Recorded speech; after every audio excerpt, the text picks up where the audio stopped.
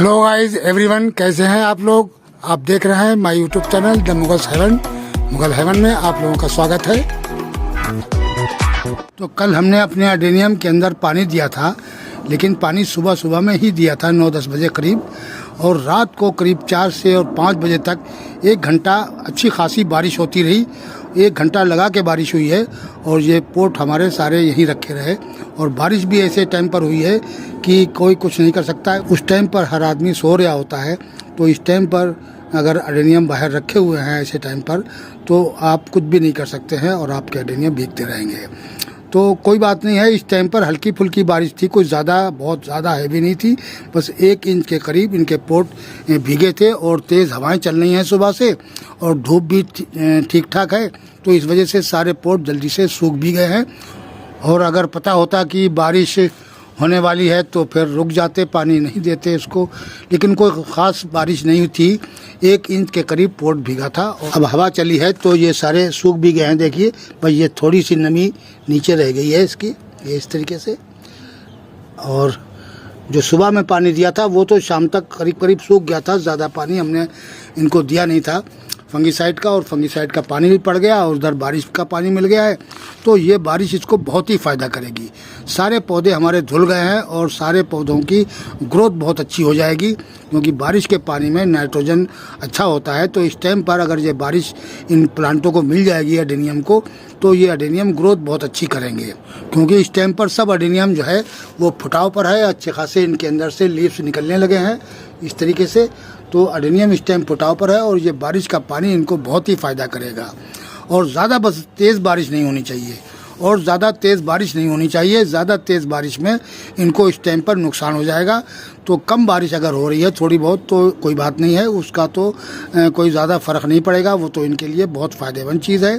लेकिन एक्स्ट्रा बारिश हो गई अगर पोट के अंदर भरा रहा पानी और 1-2 दिन तक आपका पोट सूखेगा नहीं, तो अडेनियम को नुकसान दे जाएगा, क्योंकि अभी रात को काफ़ी ठंड पड़ती है और एक्स्ट्रा पानी जो है इनको नुकसान दे जाएगा। और इस टाइम पर शेड वगैरह के अंदर तो रख नहीं सकते हैं। सारे अडेनियम जो है हमने यहाँ लगा रखे हैं और कई जगह लगा रखे हैं। ये 1-2 जगह नहीं है, कम से कम 5-6 जगह ये अडेनियम मेरे इस तरीके से लगे हुए हैं।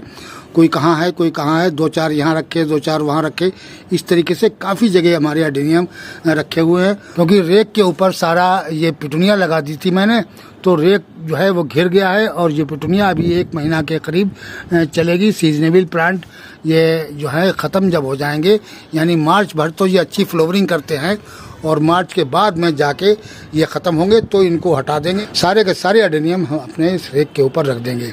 और जब तक अडेनियम के अंदर फ्लावरिंग भी शुरू हो जाएगी, क्योंकि अभी कुछ ही दिन के अंदर इनके अंदर से वर्ड्स वगैरह निकलने लगेंगे, तो फिर सारे अडेनियम को हम यहाँ लगा देंगे। जैसे इनके अंदर फ्लावरिंग शुरू होगी तो अडेनियम सारे हम यहाँ लगा देंगे। और ये सीजनेबल प्लांट जो है ये बस जो भी जितने दिन चल रहे हैं 1 महीना तक और चलेंगे। 1 महीने के बाद ये सारे के सारे ख़त्म हो जाएंगे। तो जब तक हमारा ये काम हो जाएगा कि अडेनियम के अंदर फ्लावरिंग शुरू हो जाएगी, तो फिर सारे हम अपने अडेनियम, कुछ तो हमने यहाँ देखिए छोड़े हुए हैं और इनकी भी ग्रोथ बहुत तेज़ी से शुरू हो गई है। ये हमारा अरेबिकम है और इसकी भी फुटाव देखिए ले लिया है और इसकी ग्रोथ शुरू हो गई है।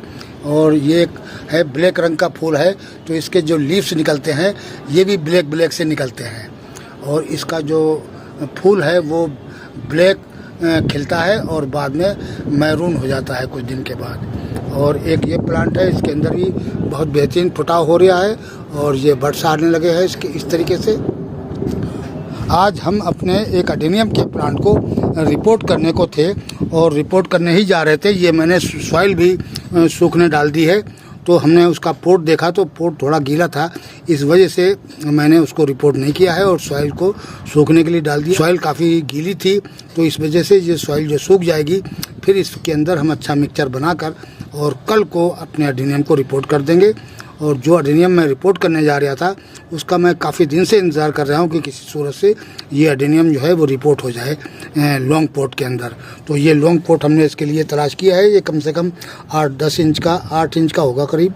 तो ये गमला है और इसके अंदर हम इस प्लांट को अपना रिपोर्ट कर देंगे। इसको जो हमने रोका था वो इसमें सीड पोट आ रहा था, तो हम सोच रहे थे कि इसका सीड पोट जो है वो पक जाए और ये नेचुरल हो जाएगा। नेचुरल तो ये हो गया है, किसी दिन भी ये फट सकता है, लेकिन अभी इसको ये मतलब कि गर्मी नहीं मिल रही है, इसलिए ये फट नहीं रहा है। हम इस वजह से रुके हुए थे कि इसका सीड पोट जब पक जाएगा तोड़ लेंगे, फिर इस प्लांट को हम रिपोर्ट कर देंगे। ये प्लास्टिक का पोट है, देखिए ये प्लास्टिक का पोट है जिसके अंदर रंग पेंट वगैरह आते हैं, उसका जो गमला है वो काफ़ी मजबूत है और इसका कोटेज अंदर से रूट इसके बहुत ज़्यादा मोटे हो गए हैं और ये सारी सॉइल को बाहर इससे निकाल दिया है। मतलब जब ये रूट बरसात के अंदर मोटे हुए हैं तो ये मिट्टी इसकी बाहर निकल गई सारी, तो मैं समझ गया कि नीचे रूट जो है मोटे हो रहे हैं, इसलिए ये मिट्टी बाहर को फेंक रहा है।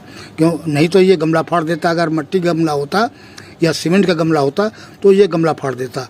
प्लास्टिक की पोट की वजह से ये फाड़ नहीं पाया इसको, ये बहुत मजबूत वाली प्लास्टिक है।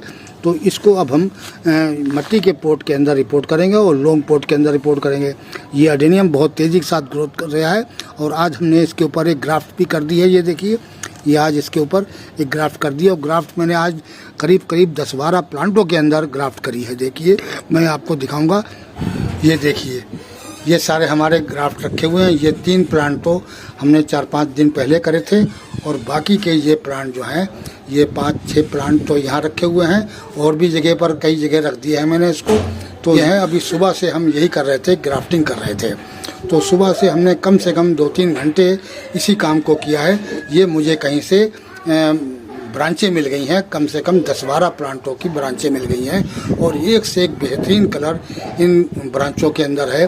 तो इस वजह से ये ब्रांचें मैं कल शाम के टाइम पर ले आया था और लाके हमने सुबह को तो इसको पिन्नी में ढक के रखा था और सुबह में आते ही मैंने ये काम शुरू कर दिया। तो पहले तो असल में ये पोट थोड़े गीले थे बारिश की वजह से, तो फिर हमने इन पोटों को सुखाया काफ़ी देर तक। हवा तेज़ चल रही है तो इस टाइम पर बहुत तेज़ी के साथ मिट्टी जो है सूख रही है और ज़्यादा जो है ये बारिश भी नहीं पड़ी थी, बस 1 इंच के करीब इनके पोट भीगे थे।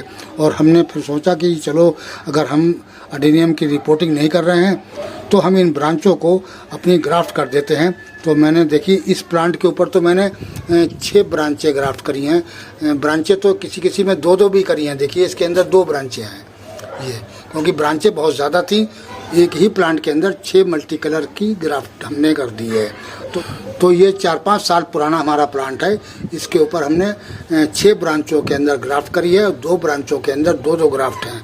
तो इस तरीके से मैंने काफ़ी जो कलर थे, अब ये देखिए ये प्लांट है, इसके अंदर भी 2 ब्रांचें ग्राफ्ट करी हैं, इसके अंदर भी 2 करी हैं, ये देखिए इसके अंदर भी 2 करी हैं।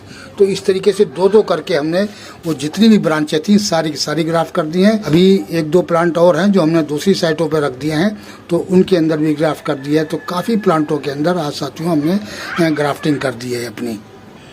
एक ग्राफ्ट करके मैंने देखिए यहाँ बाहर रख दिया है और यहाँ थोड़ी सी छाँव पड़ रही है तो छाँव के अंदर मैंने रख दिया है। भाई इसकी ब्रांच सूखनी नहीं चाहिए, इसलिए शेड के अंदर रखते हैं इसको कि इसकी ब्रांच जो है वो सूखनी नहीं चाहिए। और 3-4 दिन शेड में रखें और उसके बाद में निकाल के धूप में रख दें। और धूप में अभी इतनी तेज़ी भी नहीं है कि बहुत जल्दी ब्रांच सूख जाए। 3-4 दिन के बाद थोड़ी सी चिपक जाती है और उसके बाद में आप धूप में भी रख सकते हैं। क्योंकि मई-जून के टाइम पर अगर आप ग्राफ्टिंग कर रहे हैं तो उनको कम से कम 15 दिन तक शेड के अंदर रखें। जब तक उनके अंदर से फुटाव ना दिखाई दे जाए, जब तक उनको बिल्कुल धूप के अंदर ना रखें। उस टाइम पे गर्मी अंदर के शेड के अंदर भी गर्मी काफ़ी होती है, तो ग्राफ्ट तो उस टाइम पे भी चल जाती है, सक्सेसफुल हो जाती है, लेकिन ज़्यादातर ब्रांचेस सूख जाती हैं। इसलिए इस महीने में ज़्यादातर ग्राफ्ट करी जाती है या फिर बरसात के बाद ग्राफ्ट करते हैं। और इस प्लांट को ग्राफ्ट करे हुए करीब 10-12 दिन हो गए हैं। तो इसको देखिए मैंने धूप के अंदर निकाल के रख दिया है और ये अब सक्सेसफुल भी है लगभग। ये ब्रांच देखिए, ये ब्रांच जो है वो कुछ इसके अंदर ग्रीनिश दिख रही है। ये वैसे पिन्नी बहुत थोड़ी डार्क है, इस वजह से नज़र नहीं आ रही, लेकिन इसके अंदर ये देखिए यहाँ पर कुछ ग्रीनिश दिख रही है और ये शायद फुटाव लेने लगी है। तो इसको 10-12 दिन हो गए हैं और ये भी अब हमने निकाल कर और धूप के अंदर रख दिया है। तो इस तरीके से हमारी काफ़ी आज ग्राफ्ट हो चुकी हैं। असल में हम नर्सरी गए थे कल और नर्सरी वाले ने हमसे कहा था कि ये हमारे जो अडेनियम रखे हुए हैं इनकी प्रूनिंग कर दो। तो हमने उनकी प्रूनिंग कर दी और जो ब्रांचें बची वो हम सारी की सारी उठा लाए और हमने लाके अपने प्लांटों पे ग्राफ्ट कर दी हैं। तो मैं कुछ लेने गया था सीड, यानी कद्दू और लौकी के सीड लेने गया था, तो वो सीड भी लाया मैं। और उसके बाद में ये मुझे एक वो मिल गया बल्ब, उसका है ये फुटबॉल लिली का ये बल्ब है, ये भी हमको मिल गया है। तो इसको भी अब हम किसी पोर्ट के अंदर रिपोर्ट कर देंगे। तो इस तरीके से हमारे जो सीड हम लाए थे कद्दू और लौकी के, वो भी हमने सुबह में ग्रो कर दिए हैं। तो वो सीड जो हमारे हैं वो भी 10-15 दिन में ग्रो हो जाएंगे। उसके बाद में हम उनकी बेल जो है वो ऊपर अपने ममटी की तरफ को चढ़ा देंगे और उसमें कद्दू और लौकी भी हमारी तैयार हो जाएगी। कुछ टमाटर के भी सीड हमने बोए थे, तो वो भी ग्रो हो गए हैं, तो उनको भी हमें अलग अलग रिपोर्ट करना है। तो इस तरीके से साथियों, गार्डनिंग में बिल्कुल टाइम नहीं मिलता है। अब ये प्लांट जो है आज रिपोर्ट करने को थे, आज हमने इसको फिर रोक दिया है क्योंकि थोड़ा पोट गीला है अंदर से, तो इस वजह से मैंने इसको निकाला नहीं अभी। और हमारी सॉइल भी गीली थी, तो सॉइल सूख जाएगी। कल हम इसकी रिपोर्टिंग कर देंगे। और अब हमारे पास टाइम भी ज़्यादा नहीं बचा है, असल में सुबह से ग्राफ्टिंग के काम में लग रहे और अब इतना टाइम नहीं है कि इस टाइम पर इसको रिपोर्ट करें। तो इसकी रिपोर्टिंग हम कल कर देंगे, कोई ऐसी बात नहीं है। और काम तो रोज़ाना का है गार्डनिंग के अंदर, और रोज़ाना ही कुछ ना कुछ काम करना पड़ता है। तो साथियों, वीडियो कैसा लगा? आज के वीडियो में इतना ही। मिलते हैं अगले वीडियो में नए टॉपिक और नए कंटेंट के साथ। अगर हमारा वीडियो अच्छा लगे तो प्लीज़ लाइक कीजिए, शेयर कीजिए और सब्सक्राइब कीजिए। शुक्रिया, धन्यवाद।